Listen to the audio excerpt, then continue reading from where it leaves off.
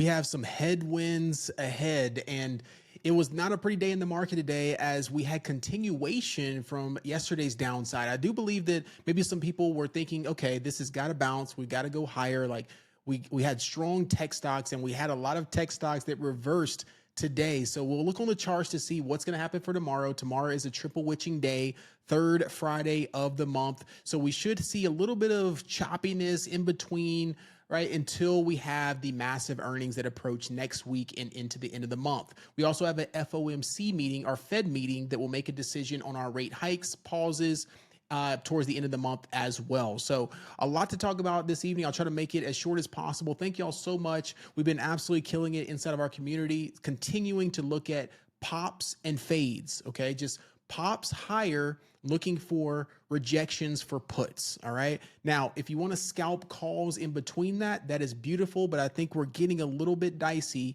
with these highs up here trapping and coming back down really aggressively, okay?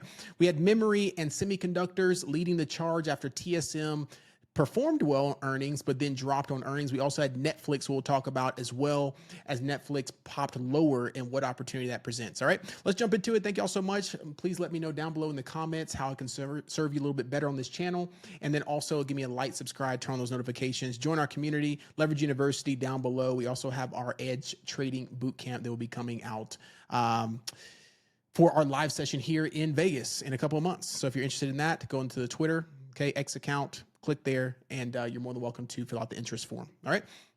So I posted this here on our X account where you can see here inside of our community. This is a screenshot from our Discord, Leverage University. And on June 25th, at the end of June, I said DRAM, the ETF, memory ETF that houses MU, SNDK, WDC, they are all super overextended leading into midterms. I believe profit taking will ensue. This is a little bit more of a risk to reward. I want to start building out a short position, meaning longer dated put options, August 21st minimum. Okay. And that was when MU was about to report their earnings and DRAM was at $80. Look at the targets that we gave. My pullback target area would be $60 or lower. We had bearish divergence on the RSI. We also had a gap up from MU, which would ensue profit taking lower. All right. So all that being said, let's look at how the chart looked when I gave that idea.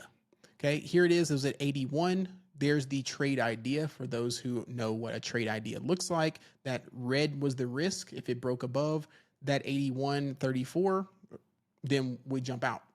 If it continues to break this trend underneath 70, we're going down into these 59.82 and then 58, and then ultimately, back down into probably sub 50.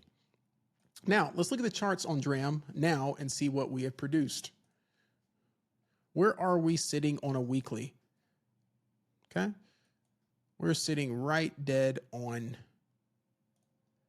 that 55, 54. Next area 46 if we're using that Fibonacci retracement. If I do a Fibonacci retracement all the way from the lows here, we potentially have sub 50 into the low or mid 40s. Okay. And I think that could be an opportunity. I think this is still a great sector to invest in for the long term. Okay. So continue to watch the memory sector coming down, dollar cost averaging. Right now we're right around, sub 50% off the highs. Okay, sub 50% off the highs there. We're down right around 36%. So still an opportunity. Okay, let's look at SPY and the analysis here. And I want to draw out an idea here that I apologize for not getting a video out last night because this was the idea that I was looking at when we had the last correctional move. I want you to look at SPY right around this area when we were approaching highs and consolidating for a while. That move right there. Do you see how we were forming somewhat of a top? We were coming lower, getting some top wicks. It looks like we were bullish, and then immediately on a weekly chart, start reversing, breaking trend, lower. All right. Let me jump on the moving averages here. You can also see, and this was back in the tariff move from 2025. Okay. We had that massive correction, created a buy opportunity, and we pulled the market back, SPY more specifically, back 20% in a month and a half. All right. So if I look at the same pattern here and zoom out and look at this same consolidative pattern, we've got roughly the same little consolidation after a big move. Now, what we need to see is we need to see a weekly trend break. So that would be sub 740. That is when we get a little bit more on the bearish side, sub 740 on a weekly chart. If I start seeing a candle like that, there is our signal. There is the downside progression. Okay. Until then, we can just chop around in this channel. And earnings, some of you may say, well, this is still a channel. This is still a bullish consolidation. I agree with you, right? So we have to stay bullish to neutral in here, but be very cautious up in this range because we could get an expansion out of that range. So I'm looking at both sides, but where is the reward right now? In my opinion, right, the reward is anytime we get up into these all-time high situations, 755, massive resistance, and we've got a big range like this, range expansion back to the downside. Okay. If we get above 757, okay, 757, then we can expand up into 760 and break out. All right. There's SPY. We know Qs are significantly weaker, but did Qs break underneath 700 yet? No, they have not. Right? Look at the weekly candle on Qs. And this is being driven by semiconductors and the memory sector, which is what I just showed you with DRAM. Okay. Qs are still in this massive consolidation range from here to roughly around here. Now, I will say 700, maybe like that. But you can see we're forming lower highs, lower highs, lower highs, lower highs. Bulls could not get the job done this week to carry after this massive bullish like candle reversal. All the bulls need to do was get above 727 and then we go on higher. They could not do so, and it was probably due to the overextension of all the memory stocks and semiconductors. Okay. So Qs, what they need to do, I would be very mindful tomorrow and into next week because at a drop of a dime, Trump, anything could happen and liquidation happens again, meaning anyone who's short here gets ripped back up and we form another lower high and we're back into the middle of the channel. All right. So your channel range right now would be from 722 to 720. And then to 700. So about a $20 range on QQQ right now. Okay. So above 722, you can take it back to 726. Above 726, we can take it into new all-time highs, most likely. Right. So that's what I would look for tomorrow is I would say I would be very cautious, until that 700 breaks. If we get another low underneath 700, we got 694 and then we got 685. All right. IWM. IWM is an interesting looking daily candle. All right. I would say this is a lower high. It looks strong today, but we're still failing this daily 20 moving average there. Okay. And if this candle flips underneath 294, you've got 290 in sight. Okay. 292, 290. And it will look something like this. If this candle flips underneath that 294, takes out previous day low, that's where that trend starts to break a little bit and you can start getting 292, 290. The big move on IWM, if it does want to do it, and I think it could be a massive trade, okay, kind of like that DRAM I just showed you. I'm pretty good at recognizing price action at highs and what it might look like for a massive reversal trade, okay? So if we break underneath that 290, I think personally there is a lot of room for a trend break. Okay, for a trend break lower, something like that. All right. And then we just target those lows that we had before. There, 281, there, 270. And then there's our big retest all the way back down to 260. Okay. So that's the trade I've been eyeing for a while on IWM. If all things line up, if we have rate hikes, maybe hints of rate hikes, if somehow these small caps just can't get a bid higher and we start failing, I think IWM could be a really, really good trade back to the downside. Look what happens when it gets underneath those moving averages on a daily, okay? Over here when we start reversing. You see that right there? Downtrend, starts reversing, gets underneath there, crosses, bam, okay? So underneath that daily 50, which is 290, and we start crossing down, That's when the big move happens. Okay. SMH, last leg for SMH. This is our semiconductor ETF. In my opinion, last leg. We need to see another day, but it did break slightly of trend here. This is what the Qs would look like if we start getting underneath 700. You see this 690, excuse me, not 690, 567 right there. There's our daily level. Kind of breaking that in the after hours. Don't know yet. We have one more level down here, down into 554. So I would be very cautious again because semiconductors are beginning balled up. So for semiconductors to get weak, I really do believe we need to get underneath that 550 level, underneath that 550, something like that. Just give me one more weak day or a weak week. Okay. And then my goodness. Okay. We got some trouble. All right. But I will not get that way until I see it happening, because what's been happening, it's been holding lows, squeeze back up. Okay. We're back into range. Okay. So that's more so what I'm leaning to, instead of saying unless something bad happens overnight and we just break down and then it gets ugly. Don't know yet. All right. Let's look at a couple of things here really quickly. Any strong stocks that we had? Remember we had Apple. Oh my goodness, just monstrosity. It's just the strongest of the AI trade. They're not spending a lot on CapEx. Continue to take breakout of previous day highs on Apple, higher for calls. Do your thing. All right. Google, nice flip today on a weekly. This whole weekly candle just flipped red when it was looking bullish. So I would say be a little bit cautious on Google. Break underneath 350.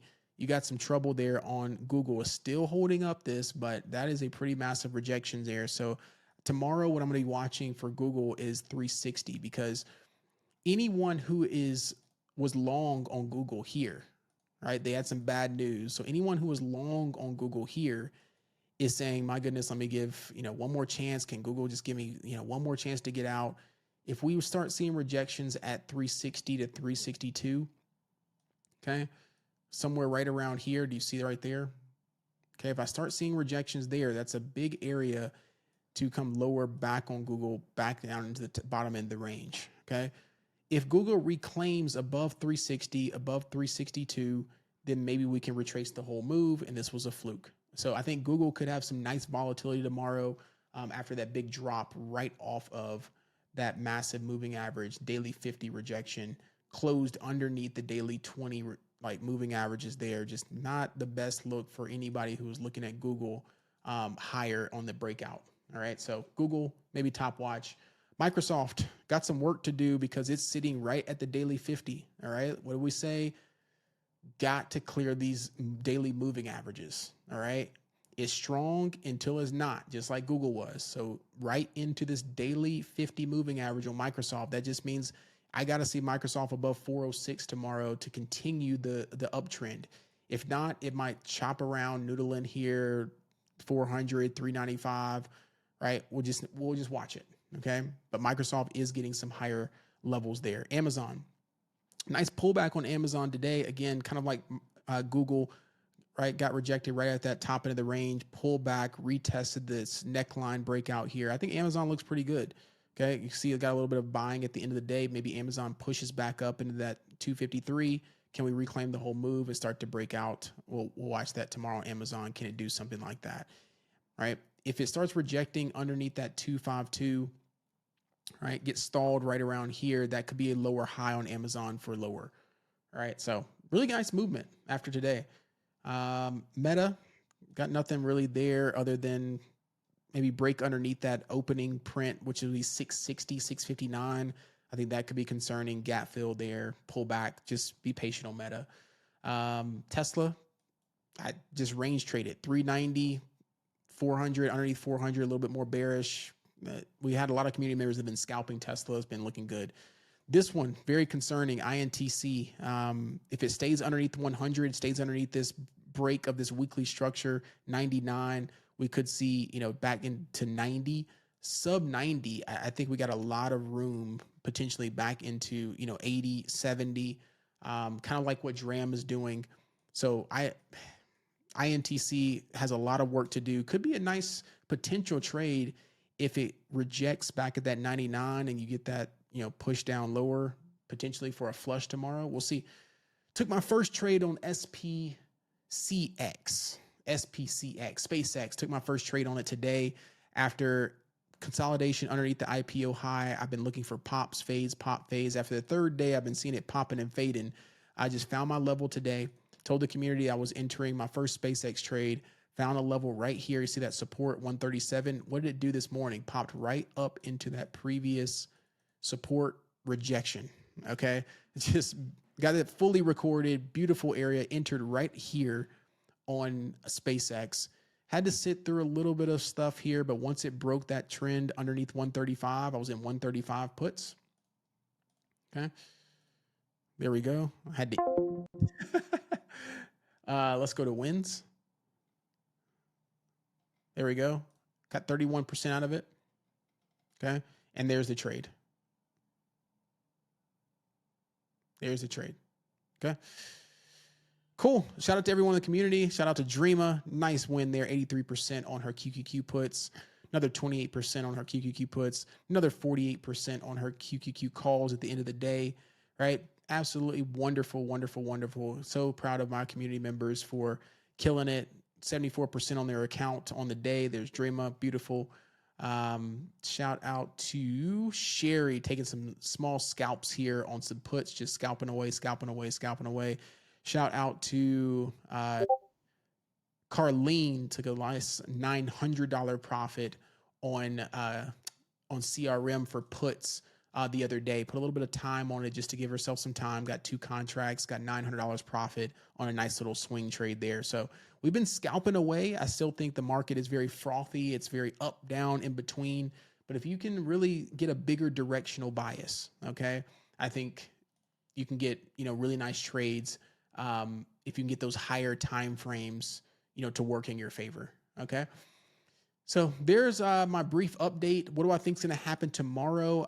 We shall see. If we finish weak tomorrow, then President Trump and a lot of stuff has to happen over the weekend for us to recover. So we got a lot of earnings that need to save the day next week. If we dip lower, it could be a buying opportunity. And I did not mention Netflix. What's the game plan on Netflix? That'll be the last thing here.